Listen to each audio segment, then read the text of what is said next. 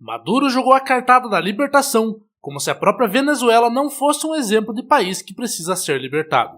Esta é a Visão Libertária, sua fonte de informações descentralizadas e distribuídas. Ajude a propagar as ideias de liberdade.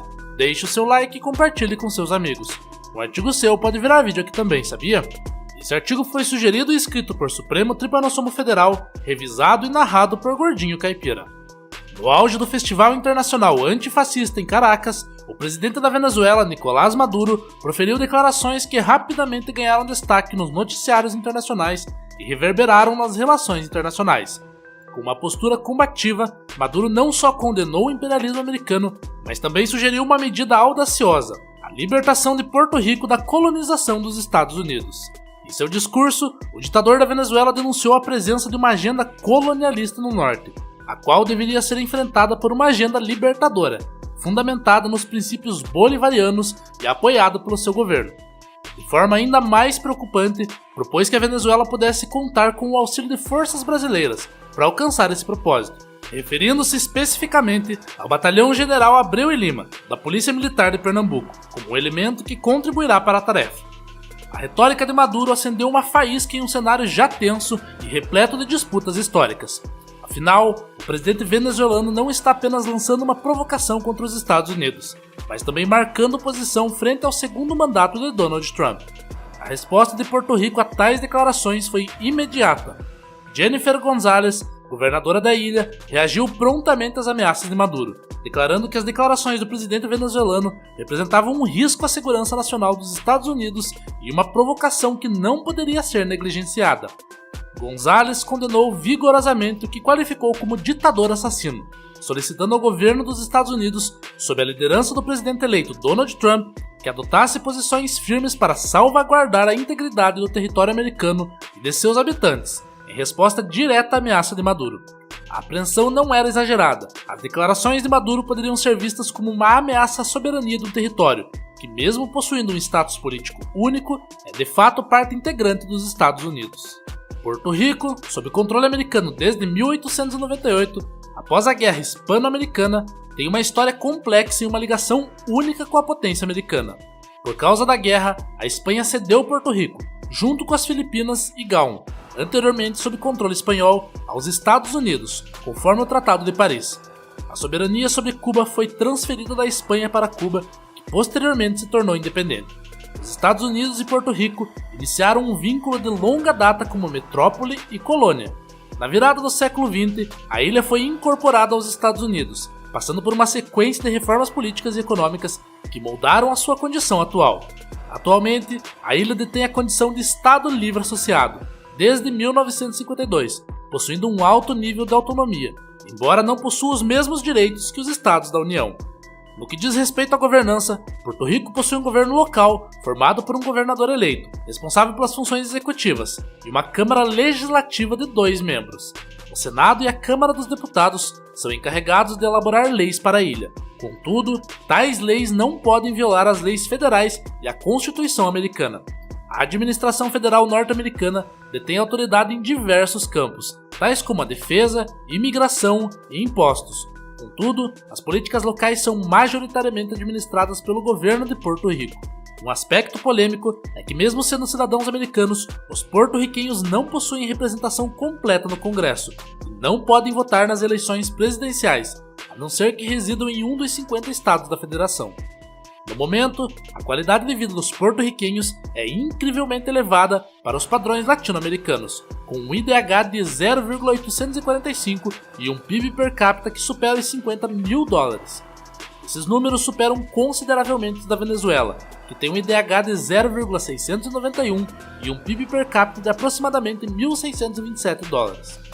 A ilha continua lidando com problemas estruturais, como uma grave crise fiscal e uma elevada dívida pública. No entanto, a gestão americana tem garantido um alto padrão de vida, o que favorece uma forte identificação popular com os Estados Unidos. Um sinal evidente de que a ilha se sente vinculada aos Estados Unidos é o referendo realizado em 2020, onde mais de 52% dos votantes optaram por fazer de Porto Rico o 51º estado da União. No entanto, essa defesa do status quo contrasta com uma discussão interna que continua a existir, sobre se a independência seria a melhor opção para a ilha. Mesmo com essa limitação, a ilha caribenha ainda apresenta índices socioeconômicos muito superiores às regiões mais ricas da Venezuela. Não restam dúvidas de que a população de Porto Rico prefere ser administrada por Washington ao invés de por Caracas. Não importa a posição do povo porto-riquenho em relação à independência ou à conversão em Estado dos Estados Unidos. As ameaças proferidas por Maduro foram interpretadas como uma violação da vontade popular e do status de Porto Rico como uma parte integral dos Estados Unidos. Maduro, ao propor que o Brasil apoiaria uma intervenção militar em Porto Rico, arriscou-se em uma área perigosa. A presença de tropas brasileiras, uma referência ao Batalhão General Abreu e Lima, não apenas coloca o Brasil em uma posição desconfortável, mas também poderia implicar em uma complicação diplomática de grandes proporções. A relação entre Brasil e Estados Unidos, que já não é simples devido a questões políticas ligadas ao governo do amor, se veria ainda mais tensionada se o país fosse colocado no centro de uma ameaça direta aos interesses norte-americanos. O governo do Asno de Nove Cascos, que até então se alinhava com o regime de Maduro, pode ser envolvido em um conflito que ultrapassa suas fronteiras, colocando o Brasil à mercê de pressões internacionais. O suporte implícito do Brasil ao regime de Maduro, evidenciado pela presença de diplomatas brasileiros na posse do presidente da Venezuela, já havia provocado especulações acerca da posição do Brasil na geopolítica da América Latina. Com as ameaças de Maduro e a referência clara à mobilização de tropas brasileiras, a nação poderia ser vítima de campanhas de desinformação, o que poderia intensificar a desconfiança entre os Estados Unidos e o Brasil. A reafirmação da soberania brasileira e a sua declaração de neutralidade vem se provando cada dia mais necessária no âmbito diplomático, mas infelizmente não podemos ser otimistas quanto a isso, tendo em vista o posicionamento do governo brasileiro. A conjuntura interna da Venezuela, caracterizada por uma severa falta de alimentos, repressão política intensa e um aumento da popularidade da oposição, também pode ter influenciado as declarações de Maduro. Em um sistema autocrático, à beira do desmoronamento, a necessidade de desviar o foco da crise interna e estabelecer um adversário externo é uma tática frequente para conquistar apoio popular e preservar a coesão nacional. Em regimes autocráticos, o uso de retórica bélica e a criação de um adversário externo não são táticas inéditas. A história está cheia de exemplos de líderes que, em momentos de desespero político, recorreram à guerra ou à ameaça de guerra para se manter no poder. Idi Amin, ditador de Uganda, é um exemplo dessa estratégia. Em 1978, ele invadiu a Tanzânia com o objetivo de desviar a atenção da crise interna e consolidar seu regime. Porém, acabou sendo derrotado e derrubado do poder. Outro exemplo foi a ditadura militar na Argentina, que tentou invadir as Ilhas Falklands em 1982, com a esperança de que uma vitória militar restabelecesse a confiança do povo no governo. No entanto, essa tática fracassou completamente, levando à queda do regime. Na sua retórica acerca da anexação da Guiana e agora de Porto Rico, Maduro parece seguir esse padrão, confiando numa vitória política que ele acredita poder fortalecer sua posição interna. A situação atual da Venezuela e as acusações de Maduro indicam que o regime está à beira do colapso. A tentativa de provocar uma guerra contra seus vizinhos, seja através da Guiana ou de Porto Rico, é uma jogada desesperada para unir a população sob uma bandeira nacionalista e distrair o povo de graves problemas internos. Não obstante, a situação geopolítica atual, que inclui a guerra na Ucrânia e as alianças de Putin, pode ter influenciado essa retórica. A Rússia, desesperada por uma vitória na guerra, pode ver uma oportunidade em criar novos focos de tensão, e é possível que tenha tentado convencer Maduro a tomar a atitude ousada, como invadir a Guiana com a promessa de apoio militar. No entanto, a realidade é que tanto a Venezuela quanto o Brasil estão longe de ter a capacidade de enfrentar diretamente os Estados Unidos e a OTAN, em um conflito de grandes proporções. As provocações de Maduro, embora preocupantes, são em grande parte uma forma de blefe político, uma tentativa de manter o regime de pé através da retórica e da distração. A história demonstra que esse tipo de movimento raramente termina bem para os ditadores que recorrem a ele. O regime de Idi Amin foi derrotado. A ditadura argentina foi destituída após a derrota nas Falklands. E a Venezuela, ao que tudo indica, está trilhando um caminho semelhante. O colapso de um regime autocrático pode ser violento e imprevisível, mas as probabilidades de sucesso de tais estratégias são mínimas. Maduro, ao tentar mobilizar sua base através de ameaças externas, está apenas acelerando a decadência de um regime que já está no ponto de ruptura. O que se vê hoje na Venezuela é um líder desesperado, tentando manter uma fachada de força enquanto seu governo se desintegra diante dos olhos do mundo. A retórica belicista, como a que vimos nas últimas semanas, é um reflexo da falência de um regime obsoleto lutando a todo custo pela sua própria existência. O que observamos aqui é uma guerra informacional, sendo lutada antes de qualquer conflito armado. Estados no mundo todo sempre tiveram um monopólio sobre a informação, sendo reforçado pela estrutura hierárquica central da mídia tradicional. Tal poder está em estado de erosão no mundo moderno, graças à internet e o advento da informação descentralizada.